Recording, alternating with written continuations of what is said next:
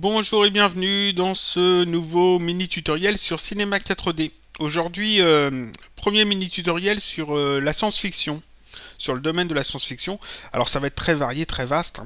Il y aura beaucoup de vidéos, je pense, mais je vais pas les faire les unes à la suite des autres. Je vais entre chaque vidéo, il y aura des vidéos sur d'autres sujets, sur d'autres choses, des modélisations, des textures peut-être, je sais pas, on verra bien, afin de varier un peu les choses parce que tout le monde n'est pas forcément intéressé par la science-fiction. Donc aujourd'hui quelque chose de vraiment très basique, de très simple, mais on me l'a demandé, plusieurs fois, un champ d'astéroïdes. On va faire un champ d'astéroïdes. C'est tout bête, mais seulement assez souvent on m'a demandé comment on pouvait faire un caillou en fait dans Cinema 4D, comment on pouvait faire des roches. Ça peut paraître tout bête, mais c'est vrai que quand on débute, on n'a pas forcément le truc de se dire il faut faire comme ça. Il y a des plugins qui sont faits pour. Il y a par exemple le Rock Generator, qui est un plugin qui est gratuit si je ne me trompe pas. Je ne l'utilise pas, mais je sais qu'il existe. Il fonctionne jusqu'à la version 11. Je ne sais pas s'il fonctionne sur les autres versions. Et qui permet en fait, avec des réglages tout simple expresso, de créer en fait des cailloux, des roches, ce genre de choses. Il y en a un autre qui existe, je ne sais plus son nom de ce plugin, mais enfin je sais qu'il y en a d'autres qui existent et qui utilisent aussi Expresso. Bon, personnellement, je trouve que c'est pas très intéressant d'utiliser un plugin pour faire des rushs. Parce que c'est quelque chose de vraiment très basique à faire. Et on va voir ça tout de suite. Je vais passer. Alors, si je suis sur Cinema 4D 11.5, tout ce que je vais dire sera aussi valable sur les versions 11, 12, 13 et 14. Oui, c'est ça. Toutes les versions de Cinema 4D actuelles. Parce qu'on va utiliser que des outils basiques. Donc, je vais passer en interface de modeling. J'ai déjà expliqué comment avoir cette interface. Alors, modeling tuto, voilà.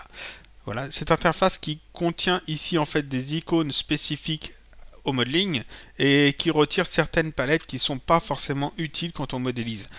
Si vous n'avez pas cette interface, si vous ne savez pas comment l'avoir, allez voir le mini tutoriel que j'ai fait qui s'intitule Préparation de l'interface de modeling, où j'explique en fait tout, j'explique comment on charge cette interface dans les versions 11.5, dans les versions 12, et comment on la crée et on la charge dans les versions 13. Et la version 14, je suppose que c'est comme la version 13, ça doit être le même genre. Donc, on va commencer par faire quelques astéroïdes, et ensuite on va utiliser MoGraph, et surtout l'objet cloneur, pour cloner ces astéroïdes et obtenir tout un champ d'astéroïdes dans un décor un peu spatial. Donc pour créer un astéroïde, le plus simple c'est de partir d'une sphère parce que c'est relativement rond. Donc je prends une sphère. Seulement ma sphère ici, il y a des triangles, je l'ai déjà dit dans d'autres tutoriels, j'aime pas ça. Je vais passer ici en mode hexaèdre. Alors j'ai peut-être pas expliqué pourquoi je passais en mode hexaèdre quand j'utilise une sphère. Je vais le faire tout de suite, comme ça sera fait. Je vais prendre une deuxième sphère que je passe pas en mode hexaèdre, voilà, j'ai deux sphères. Je vais toutes les deux les rendre éditables avec la touche C. Comme ça, j'ai deux objets polygonales. Une avec des triangles et une sans triangle. Et je vais mettre tout ça dans un objet HyperNURBS. Voilà. Là, à première vue, il n'y a pas de différence. On a les deux sphères. C'est bien. Si je me rapproche de la sphère qui n'est pas hexaèdre, et qu'on regarde le sommet de cette sphère, je ne sais pas si ça se voit bien sur la capture, mais ici il y a comme des défauts. Il y a des stries en fait, et ces stries sont dues au fait qu'ici, ici au sommet, il y a des triangles. Si je mets l'affichage des lignes, on peut voir qu'ici il y a des triangles, et donc quand je fais mon rendu ici, je vais avoir en fait des stries qui sont pas belles du tout. Ça c'est dû au triangle. Si on regarde la sphère où il n'y a que des quadrangles, ici on n'a pas l'effet strie. On n'a pas comme on n'a pas de triangle, on n'a pas cet effet strié. Donc c'est la raison pour laquelle j'utilise plutôt des hexaèdres. Donc je vais recommencer. Je vais remettre la grille histoire de voir où je suis à peu près dans la scène. Voilà. Je vais recommencer. Alors je fais une sphère et je la mets en mode hexaèdre. Et ici le nombre de segments, je vais diminuer ça à 12. Pourquoi je diminue ça à 12? C'est parce que en fait, À un moment donné, quand je vais avoir fait mon astéroïde, je vais utiliser un HyperNerves pour arrondir un petit peu les angles. Et l'HyperNerves, vous le savez, rajoute de la segmentation. Il en rajoute beaucoup d'ailleurs. Donc il vaut mieux que je parte dès le départ d'une forme avec peu de segmentation, en sachant que plus tard, je vais en rajouter avec l'HyperNerves. Donc 12 ici, il me semble que c'est bien. De toute façon, il va en rajouter, mais pas tant que ça. Hein. Je vais m'arranger pour qu'il n'y en ait pas de trop. Donc voilà. J'ai une sphère segmentée type hexaèdre avec 12 segments. Je la rends éditable avec la touche C ou alors avec cette icône. Voilà, donc maintenant j'ai un objet polygonal de type sphérique et je vais déformer en fait cette sphère de manière à obtenir une forme un peu plus proche d'un astéroïde. Il y a plusieurs façons de faire, je vais montrer deux outils pour faire ça. Le premier outil, on l'a déjà vu, c'est l'outil pinceau. Je prends ici le mode polygone et ici dans mes icônes de modélisation, j'ai l'outil pinceau, touche de raccourci MC. Je clique dessus. Cet outil me permet en fait de cliquer sur un point et de le déplacer. Ça déforme en fait, un petit peu comme de la sculpture, ça déforme mon maillage. Ici, il y en a plusieurs modes, avec plusieurs réglages d'intensité, du rayon d'action. Ici, je suis en mode étalé, donc si je clique sur un point et que je le déplace, en fait, j'étale le maillage. Je peux aussi prendre ici lisser pour au contraire lisser le maillage, donc le réduire ici, l'arrondir par rapport aux autres points. Je peux aussi utiliser ici normal, le mode normal qui va permettre de faire gonfler en quelque sorte le maillage. Et les autres outils, les autres modes, on verra ça dans un autre tutoriel parce que cela c'est pas le sujet. Surtout j'en ai déjà un petit peu parlé. Mais donc là on va surtout utiliser le mode étalé. Donc je prends étalé et je vais simplement étaler le maillage de ma sphère de manière à la déformer complètement et d'obtenir quelque chose qui se rapproche un peu plus d'un astéroïde, d'une forme avec une forme un peu difforme justement. Voilà. Je m'arrange pour que les polygones soient pas trop pas avoir des polygones très très gros puis d'autres très très petits. J'essaye quand même d'avoir quelque chose d'assez régulier, même si c'est pas vraiment possible. Je déforme la sphère. Voilà, comme ça. Alors je vais en faire plusieurs. Hein. Voilà, donc là j'ai quelque chose qui ne ressemble plus tout à fait à une sphère, c'est plus un gros caillou. Et donc là j'ai fait mon premier astéroïde. Une fois que j'ai fait ça, je passe ici en mode modèle. Je dis bien modèle, hein, parce que je l'ai expliqué la dernière fois, je confondais objet et modèle. Ici j'essaie de me reprendre à chaque fois, c'est le mode modèle. Hein. Je sélectionne ma sphère. Non, je n'ai pas besoin de la sélectionner. J'ajoute un HyperNerves dans ma scène. Parce que ici, en fait, la sphère a des arêtes assez franches. Donc la sphère, je la mets dans un HyperNerves. Ça va l'arrondir complètement. Voilà. Et l'HyperNerves, comme il rajoute beaucoup de segmentation, comme vous pouvez le voir, je vais ici diminuer en fait sa qualité. Ici, je vais mettre 1 et ici, je vais mettre 1. Voilà. Comme ça, en fait, il y a beaucoup moins de segments, mais c'est quand même un peu arrondi, donc c'est bien. Ensuite, simplement, je sélectionne l'HyperNerves et j'appuie sur la touche C pour transformer l'HyperNerves en objet polygonal. Touche C, voilà. Donc là, j'ai un objet polygonal et ça, c'est mon premier astéroïde. Astéroïde 1. Je vais le déplacer sur le côté et je vais en faire un deuxième. Alors, pour en faire un deuxième, pareil, je reprends une sphère, mode hexaèdre, 12 segments, voilà. Je la rends éditable et je vais maintenant la modifier. Alors, j'ai utilisé l'outil pinceau pour la première modification, pour le premier astéroïde. Ici, je vais utiliser un autre outil que vous connaissez déjà, que vous avez déjà utilisé, mais seulement vous n'avez peut-être pas regardé ses propriétés. C'est simplement ici l'outil de déplacement.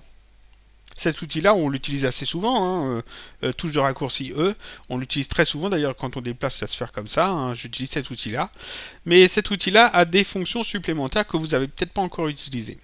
Donc ici, je passe en mode point, donc je vais travailler sur les points de la sphère. Je zoome dessus, voilà. Seulement cet outil-là, si je sélectionne un point et que je le déplace, vous voyez que ça déplace seulement le point. Et seulement ce point-là, seulement le point que j'ai sélectionné. Je peux tout à fait en sélectionner plusieurs. Hein. Je pourrais très bien sélectionner plusieurs points comme ça et les déplacer. Mais là, pareil, je déplace uniquement les points que j'ai sélectionnés. C'est pas pratique. L'outil de déplacement a des attributs, a des propriétés. J'ai déjà expliqué ici l'axe de modélisation dans un autre tutoriel qui est toujours disponible. Et ici, on a sélection progressive. On a l'onglet sélection progressive. Excusez-moi. Et sélection progressive permet justement de déplacer non pas le point sélectionné, mais le point sélectionné plus déplacer légèrement les points qui sont autour de manière à conserver à peu près quand même la forme du maillage. C'est-à-dire de ne pas travailler seulement sur un point, mais sur plutôt une sélection de points. Ça va être plus parlant quand je vais le montrer. Donc sélection progressive, ici il suffit de cliquer sur activer. Voilà. Et quand je sélectionne un point, ça sélectionne le point. Et vous pouvez voir ici, il y a comme un halo jaune. Un halo peut-être d'une autre couleur sur votre version, ça dépend. Et cet halo en fait indique l'influence que je vais avoir sur le maillage au moment où je vais déplacer ce point là. C'est-à-dire que là si je déplace le point, ce n'est pas seulement le point que je déplace, mais c'est aussi les points qui sont autour. Ça fait exactement la même chose que ce que j'ai fait avec l'outil pinceau juste avant avec l'autre astéroïde, seulement là je le fais avec l'outil de déplacement. Voilà, on peut déplacer comme ça. Alors ici, on peut jouer un peu avec les propriétés quand on a l'outil de déplacement. Ici, on voit qu'on peut travailler sur le rayon, on peut modifier le rayon, on peut l'augmenter. Là, je l'ai augmenté de beaucoup, là, de beaucoup moins. Ici, on peut le réduire pour avoir très peu d'influence. Alors, je vais le remettre à 100 parce que c'était bien 100. Ici, on a l'intensité, plus ou moins fort justement pour l'influence. Ici, 11%, on influence quasiment rien, et ici on influence toute la partie colorée. Ici on a l'atténuation, le type d'atténuation, je vais laisser comme ça, et on a d'autres réglages qu'on verra sans doute à un autre moment. Donc je vais laisser ça comme ça, et je vais simplement maintenant déplacer des points, voilà, pour déformer en fait la sphère et obtenir encore une fois un astéroïde, enfin quelque chose qui s'y rapproche. Donc je vais déformer comme ça. Voilà. Je fais un peu au pif. Hein. Il n'y a pas de règle. Hein. L'important c'est de déformer. Donc voilà. Ah. Voilà. Je vais sélectionner un autre point. Les axes qui me gênent. Un autre point.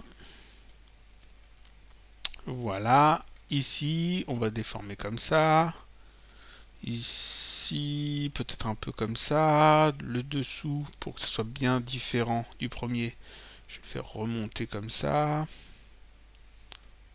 Voilà.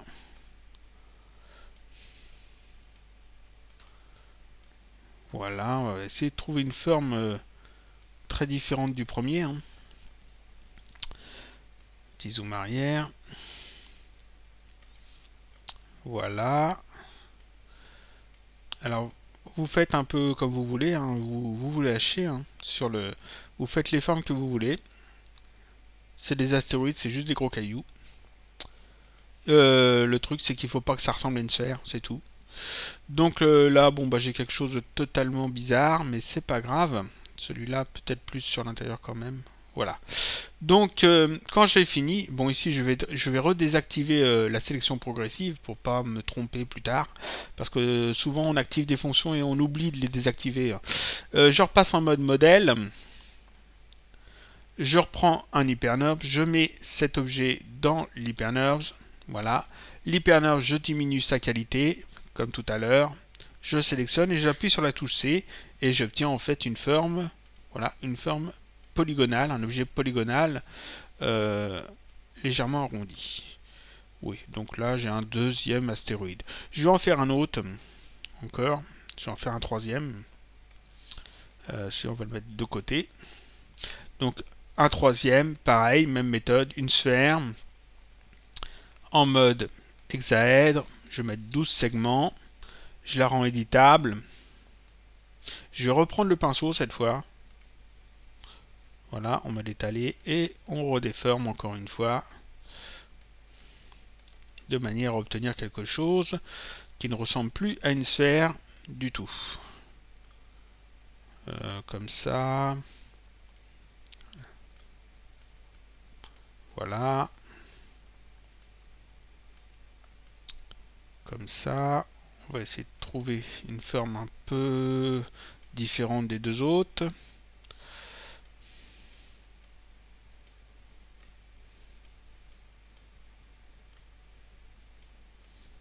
Voilà. Voyons ce qu'on obtient. Ouais. Comme ça.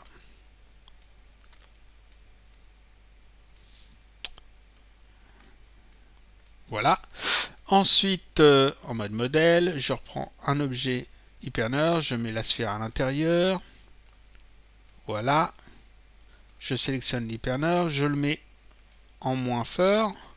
Je sélectionne l'hyperneur, je touche C, et j'obtiens encore une fois un astéroïde. Donc là, je vais les renommer.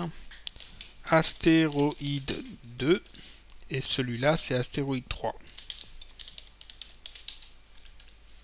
Parfait, donc là j'ai 3 astéroïdes. Maintenant, ces astéroïdes, il faut que je les clone. Je les clone afin d'obtenir tout un champ d'astéroïdes. Alors pour ça, la meilleure méthode, c'est d'utiliser l'objet cloneur MoGraph. Donc MoGraph, objet cloneur. Je mets mes 3 astéroïdes à l'intérieur de l'objet cloneur, donc enfant de l'objet cloneur. Voilà. L'objet cloneur, je vais le passer ici en mode objet. Ça sera plus simple pour disposer en fait les astéroïdes dans la scène. Il faut que mes astéroïdes soient placés sur une grande zone, enfin une zone assez grande et assez ronde. Alors je peux faire ça de plusieurs façons. Je pourrais très bien ajouter à ma scène un cylindre et puis indiquer le cylindre en objet et puis demander à ce que les clones soient clonés à l'intérieur du volume. Ici, je vais plutôt utiliser un truc plus simple. Je vais prendre un disque. Voilà, un disque que je vais faire assez grand. Alors, je crois que c'est 5000 pour que ça prenne toute la scène. Voilà, 5000. Ici, au centre, je veux pas de triangle. Alors, je veux rayon interne. Je vais augmenter ça. On va mettre 500. Voilà, ça me fait un trou vide au centre. Ça fait une sorte de forme de CD. Le nombre de segments de rotation, je vais le diminuer à 12 peut-être. Oui. Et le segment du disque, je vais augmenter ça à 6. Voilà, c'est des valeurs que je mets un peu au pif. Vous choisissez les vôtres, il n'y a pas de problème. Donc là, j'ai une grande forme assez arrondie qui prend bien toute la scène. Cet objet va me servir justement pour disposer en fait mes astéroïdes dessus. Donc je sélectionne l'objet cloneur, je l'ai passé en mode objet, et là dans le champ objet, je fais simplement glisser le disque. Voilà. Les astéroïdes viennent se placer en fait sur les points du disque. Moi, c'est pas trop ce que je veux. Je vais lui demander à ce qu'il les place plutôt sur les polygones. Donc ici, toujours dans les paramètres objet de l'objet cloneur, ici mode point d'ancrage, je vais changer ça en mode centre polygonal. Voilà, ça en fera un petit peu moins. En fait, il y aura un astéroïde qui se place au centre de chaque polygone. Je vais montrer en fait ici avec les lignes au centre de chaque polygone du disque. Seulement là, c'est un peu trop régulier. Donc il faut que je donne un peu plus de hasard de fouiller à tout ça. Je sélectionne donc mon objet cloneur. Voilà, il est sélectionné. Je vais dans MoGraph, dans les effecteurs et je choisis effecteur randomisation. Ensuite, je sélectionne l'effecteur randomisation et dans ces paramètres, voilà, je vais changer des petites choses ici. Dans transformation, je vais changer plein de choses. Position, je laisse cocher et ici je mets 1000. Alors je mets 1000 parce que c'est un chiffre assez grand. 1000, parce que je travaille sur quelque chose de grand. L'espace c'est grand. Donc là ici, ça fait du hasard de 1000 cm de haut sur les 3 axes, sur l'axe Y, l'axe X et l'axe Z. Donc ça les met un petit peu partout, ça les décale un peu partout et pas seulement au centre des polygones. Ici je veux des astéroïdes plus petits puis des plus gros, donc je coche échelle, échelle uniforme. Et ici, dans échelle, je vais mettre 1, par exemple. Donc, j'ai des astéroïdes qui sont plus gros et d'autres qui sont plus petits. Et ensuite, je ne veux pas qu'ils soient tous dans le même sens. Donc, ici, dans rotation, je coche rotation. Et ici, je mets 3 valeurs, 3 en degrés différentes. Par exemple, 80, 60 et 90. 95 même, voilà.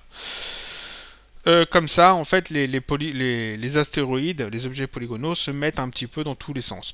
Je vais cacher maintenant le disque parce que lui on n'en a pas besoin, il sert juste de construction. Donc on n'a pas besoin qu'il soit rendu. Donc je le sélectionne. Et ici il y a des petites pastilles grises. Des toutes petites là, juste à côté de la coche verte. Si je clique une fois, la pastille devient verte. Ça veut dire qu'elle est automatiquement active. Si je clique une deuxième fois, elle devient rouge, elle est automatiquement désactive. Et je fais ça pour les deux. Alors la première pastille, c'est la possibilité de voir l'objet dans le navigateur, dans l'éditeur. La deuxième pastille, c'est pour le rendu. Donc ici, comme elles sont toutes les deux rouges, on verra l'objet ni dans l'éditeur, ni au rendu. Si je fais un rendu ici, on n'a plus le disque. Maintenant, je vais repasser ici en mode standard. Standard parce que j'ai besoin des textures. Et on va ajouter des textures sur nos astéroïdes. On a notre champ d'astéroïdes qui est bien fait. On va ajouter des textures. Alors, je double-clique ici pour créer une nouvelle texture. Je l'ouvre. Là, je décoche spécularité. Et ici, dans couleur, je vais simplement charger une image de roche, de cailloux, de pierre. Alors, vous en trouverez sur, par exemple, CG Texture. Si vous allez ici dans le site cgtexture.com, vous allez dans Rock. Voilà. Ici Rock, j'ai bien cliqué, oui. Ici, vous devrez trouver, en fait, vous voyez, des pierres. Si vous ne voulez pas utiliser d'image, vous pouvez utiliser une texture procédurale. Alors, il y a des sites sur Cinema 4D qui proposent des textures. L'excellent forum Cinema 4D FR, voilà, Cinema 4D FR, qui est vraiment excellent. Si vous allez dans téléchargement matériaux, vous allez trouver pas mal de matériaux. Certains matériaux sont des procédurales, des textures procédurales, et donc vous allez trouver des choses intéressantes, comme par exemple, ici j'avais vu qu'il y en avait une qui était très bien. Ici on a de la pierre par exemple. Il y en a d'autres, il y en a plein. Là par exemple, Roche 4, très bien. Entièrement procédural en plus, donc c'est parfait. Bon, ici, qu'est-ce qu'on a d'autre? Il y en a plein. Allez jeter vraiment un coup d'œil. Il y a eu plein de textures qui ont été ajoutées suite à un challenge sur le forum. Et donc il y a vraiment de très bonnes choses. Il y a des gens plein de talents qui ont fait quand même des belles textures. Et ça vaut vraiment le coup d'œil. Donc moi je vais utiliser quoi? Je vais utiliser une image que j'ai dans mes dossiers. Alors dans mes textures, je dois bien avoir une texture de roche quelque part. Allez, voilà. Tant qu'ils réagissent, c'est parfait. Voilà, pierre. Tac, des pierres. Alors qu'est-ce que j'ai d'autre? On va mettre ça en plus petit. Qu'est-ce que j'ai d'autre? On va prendre... que j'en trouve une qui soit pas trop moche et qui soit pas du carrelage, ça serait bien. Ça a l'air pas mal. Donc je vais prendre ça, je vais simplement faire glisser ça ici. Voilà. Ça me l'a ajouté. Ici, imaginons que vous avez peut-être une texture avec de l'herbe dessus, avec de la mousse, ce genre de choses. Si vous voulez pas ça, vous pouvez tout à fait la retoucher directement dans Cinema 4D. Ici, la couleur est bien, mais elle me plaît pas trop. Je vais simplement modifier ça. Ici, je clique sur la petite flèche et je vais changer ici colorisation. Voilà. Je clique ensuite sur colorisation et ici, je peux changer en fait le dégradé de couleur. Alors, je vais prendre quelque chose comme ça. Voilà, donc ici j'ai une pierre assez grise, gris tirant un peu vers le bleu. Ça a été modifié et c'est parfait. Ça, je le mets sur les astéroïdes. Alors vous voyez, on peut tout à fait mettre des textures différentes sur chaque astéroïde. Voilà, petit rendu. Voilà, donc là j'ai mes pierres, c'est parfait. On va zoomer un petit peu comme ça. Je vais retirer peut-être la grille, ça va me gêner moins. Voilà, on va essayer de trouver une vue qui est pas trop mal. Comme ça. Ça sera parfait, encore plus près. Là, je m'arrange pour avoir, voilà, pour prévoir pour plus tard. C'est parfait. Comme ça. Voilà, parfait. Ensuite, ici, on a le fond qui est tout noir. C'est pas terrible, ça fait pas penser à l'espace, donc on va simplement ajouter, alors je pourrais ajouter des plans, des sphères, etc. Ici je vais simplement ajouter un arrière-plan, je vais aller au plus simple, un arrière-plan, et je retourne dans mes textures. J'ai des textures qui correspondent au ciel spatial, voilà, j'ai ce genre de choses. Je vais l'ouvrir, alors il s'ouvre pas sur le bon écran. Voilà, ce genre de choses, c'est des vues de l'espace. Alors ça se trouve très facilement sur internet. Vous allez sur Google Images, vous tapez espace, ce genre de choses, ou alors vous allez sur le site de la NASA. Sur le site de la NASA, il y a, si vous cherchez un petit peu dessus, vous trouverez des images qui sont libres de droit et qui sont des images de l'espace, tout simplement. Alors, il y a des images des planètes, des nébuleuses, etc. On trouve ça pas forcément facilement, mais si on cherche un petit peu, si on est motivé, on trouve. Sinon, vous allez dans les wallpapers, par exemple aussi, vous pouvez trouver en fait des images comme ça, que vous pouvez toujours retoucher hein, dans Photoshop, par exemple. On trouve des choses qui sont très très bien. Donc moi, je vais utiliser celle-là. Je crée donc une nouvelle texture. Voilà.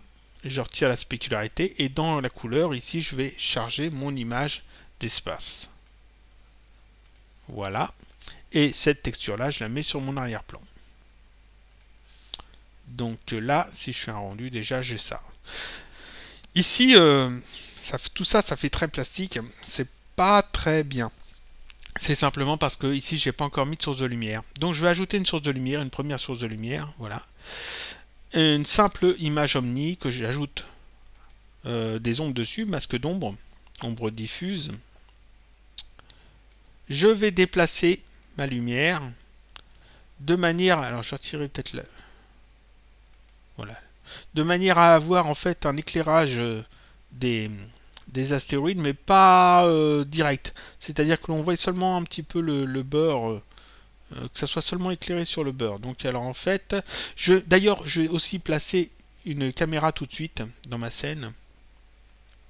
Voilà, une caméra et que je peux activer et désactiver avec cette petite icône. Ici, je la désactive, donc l'icône est bien éteinte. Hein, ce qui me permet en fait de me déplacer dans la vue où je veux. Et si je veux revenir sur la vue précédente, j'ai juste à recliquer sur la caméra pour revenir dessus. C'est bien pratique. Donc je vais placer ma lumière, comme je l'ai dit, au bon endroit. Je vais la diminuer un petit peu en termes de force. Voilà, on va mettre dans les 20 peut-être. La déplacer un peu par là. Si je reviens sur la caméra, voilà.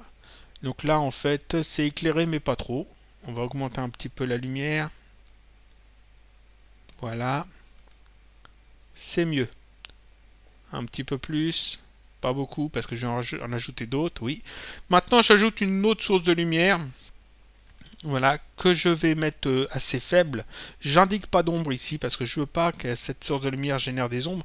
Et je vais aller la placer, en fait... je vais aller la placer sur le devant. Alors, assez haut. Voilà, sur le devant. La caméra comme ça. Et un peu sur le côté. De manière à éclairer en fait toute la partie qui est dans l'ombre. Je l'augmente un petit peu. Voyons ce que ça donne. Alors, il faut jouer en fait avec beaucoup avec les éclairages afin de trouver quelque chose de bien. Là, c'est pas trop mal. Je vais en ajouter encore une. En plus faible encore. Voilà, que je vais mettre un peu par là. Histoire d'éclairer un petit peu. Un peu ici. Voilà, là ça a l'air pas trop mal. Maintenant, ce qui serait bien, ça serait d'animer tout ça. Parce que là, j'ai une scène, on a l'espace en fond, on a nos astéroïdes. L'espace c'est très grand, c'est très lent. Très très grand et très très lent. Donc, vu que c'est très lent, on va déplacer les choses très lentement. Je vais passer ici à 250 frames, parce que je travaille en 25 images par seconde, ça fera donc 10 secondes. Voilà. Et ce que je vais faire, pour déplacer tout ça, j'ai juste à déplacer en fait le disque ici. Je peux aussi jouer un peu sur la transformation ici, par exemple, ou rajouter des effecteurs sur sur mon objet cloneur. Ce que je vais faire, hein, mais d'abord, je vais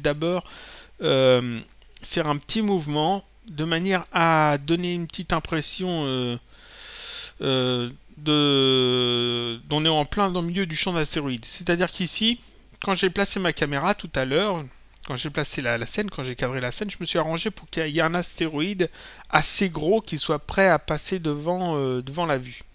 C'est-à-dire qu'ici, si je prends le disque, qui gère en fait le positionnement des astéroïdes, si je le déplace, on peut voir qu'en fait, je peux déplacer comme ça les astéroïdes.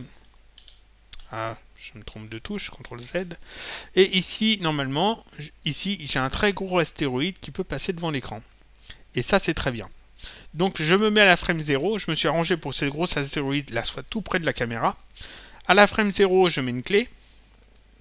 Ensuite, je vais à la frame 250, la dernière frame, et je vais déplacer en fait le disque légèrement comme ça, de manière à ce que ce gros astéroïde là passe devant la caméra, comme ça. Il va juste passer comme ça. Je remets une clé. Si je fais maintenant lecture, en fait, on a l'astéroïde qui passe en plein devant la caméra. Et qui donne en fait un petit effet de... une petite impression de... on est au plein milieu, les astéroïdes sont pas si loin que ça. Donc là, si on regarde bien, au moment où il passe, ici on a vraiment l'impression de danger, hein, il est tout près, et ça passe comme ça.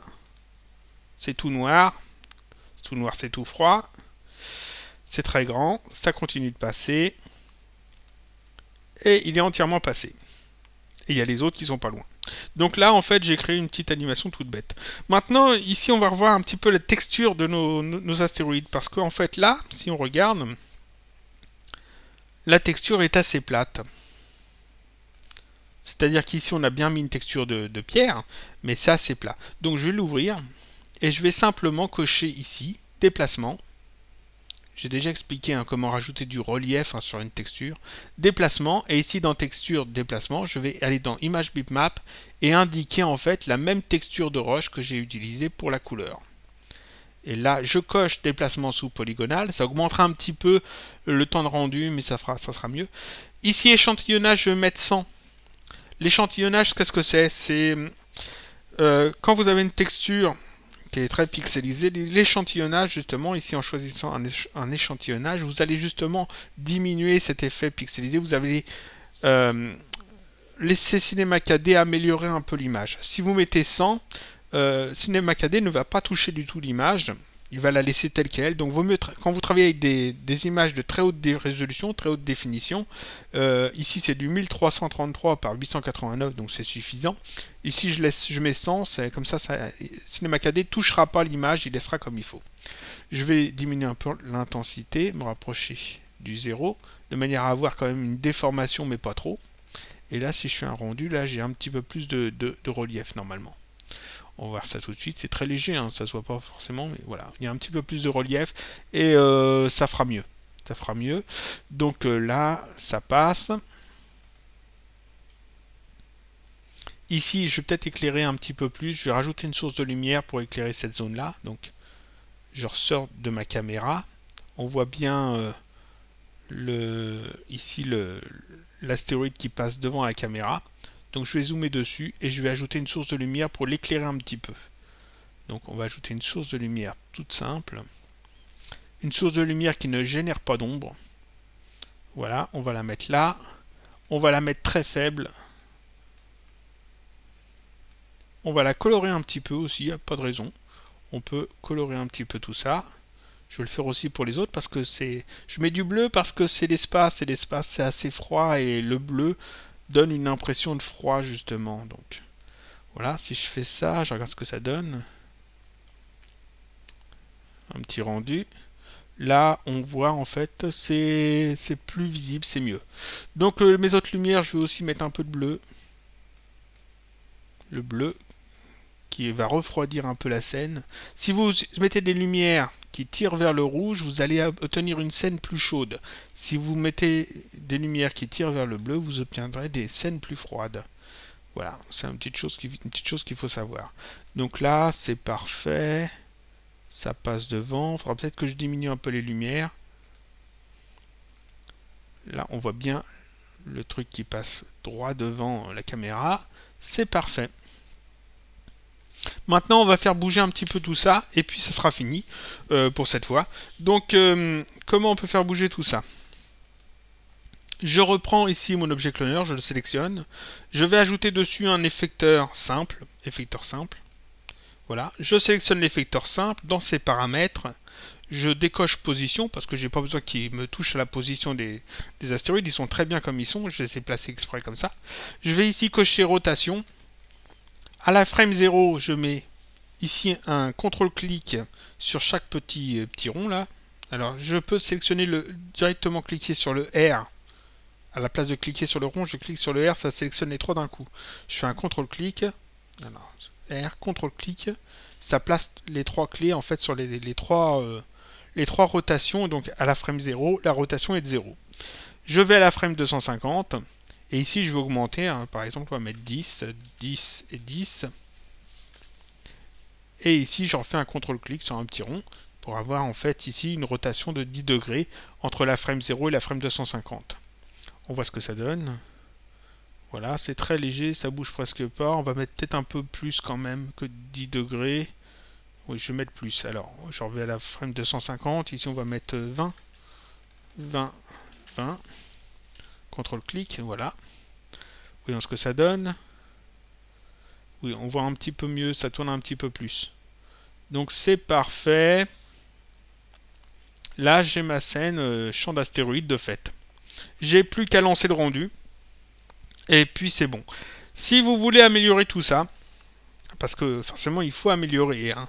Là, moi je vous donne la méthode, je vous ai montré les outils pour modéliser un astéroïde, pour les étaler en fait dans votre scène, une petite astuce de mise en page, de mise en forme de l'animation en faisant passer un astéroïde plus gros devant votre caméra, mais seulement il faut améliorer tout ça. Par exemple, vous pouvez tout à fait utiliser des lumières volumétriques. Si vous voulez rajouter un petit peu un effet poussière cosmique, hein, vous pouvez tout à fait ajouter une source de lumière.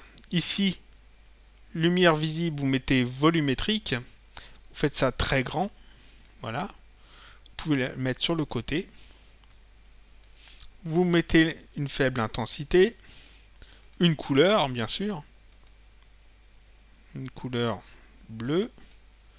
Et là, en fait, vous aurez en plus une lumière qui va générer vous voyez, une sorte de halo de poussière, de brouillard. Alors si vous voulez pas que ça éclaire, ici il faut cocher aucune illumination. Comme ça vous aurez seulement le halo et ça n'éclairera pas la scène. Ça fait un petit peu effet, je dirais pas nébuleuse, mais poussière cosmique, voilà, c'est ça. Donc vous pouvez en fait, en jouant un petit peu avec ça, obtenir des effets plus ou moins sympas, hein, en fonction d'où est-ce que vous placez votre lumière. Alors, je vais essayer de la ramener